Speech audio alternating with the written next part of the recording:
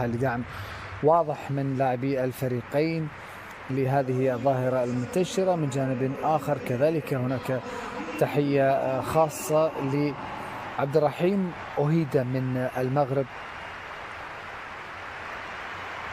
والذي نجا بعجوبة في قصة غريبة جدا، حيث أن اسمه لم يدفن تحت أنقاض المأساة بعد زلزال ضرب منطقة الحوز المغربية، دمر قريته وخطف عائلته، وما كان في السابق يوم معتاد تحول فجأة إلى فراغ. هنا نشاهد عبد الرحيم يحيي لاعبي ريال مدريد وهو المحب لفريق ريال مدريد.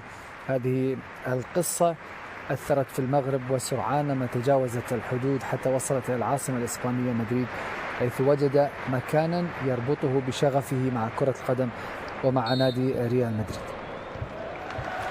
ركلة البداية إذن جاءت من المغربي عبد الرحيم أوهيدا ابن الحوز. تحية للمغرب، لأبناء هذه المنطقة، لكل من تضرر بهذا الزلزال، ولكل الشعب العربي الحبيب الذي يتابع هذه